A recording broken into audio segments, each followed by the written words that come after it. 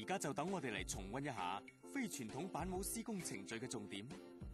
發展商用非傳統板模時，需向則師說明要求，喺樓宇設計上作出相應配合。外牆及樓面要減少用複雜嘅設計，要減少收牆次數及採用一邊收尺寸。出標嘅時候要凍結圖則嘅尺寸。施工之前一定要裝嵌板模樣板 trial panel， 確保日後施工順利。要確保承托板模嘅石屎面平水正確，同埋提供清晰準確墨線。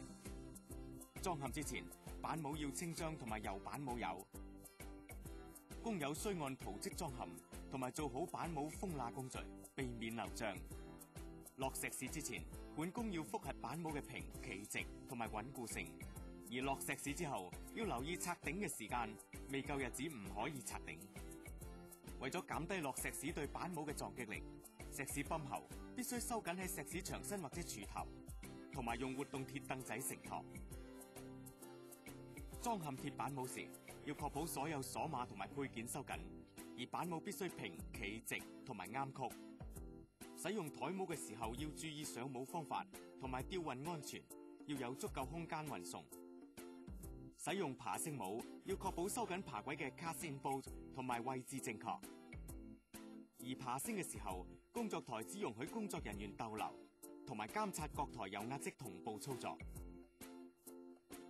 爬升模同滑模都要小心處理後落樓面同牆身嘅駁口位方法，必須經工程師批准。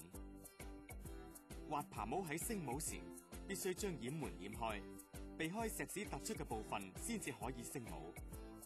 鋁模送往地盤之前要編好貨運記號 （package list）。施工之前要有系統編好安裝次序 （numbering system）， 確保裝嵌程序順利。使用預製件要留意運輸、儲存同埋起吊安全。駁口位嘅設計要防止滲漏。混合板模要留意由不同板模組合而成嘅駁口位，要按照批准圖則施工。喺建築地盤嘅所有工序，其實都有好明確嘅指示同嚴格嘅規矩。但係無論規條有幾完善都好，最重要係每一個參與嘅機構同每一個人都要衷誠合作，質素先至可以有所保證同埋進步。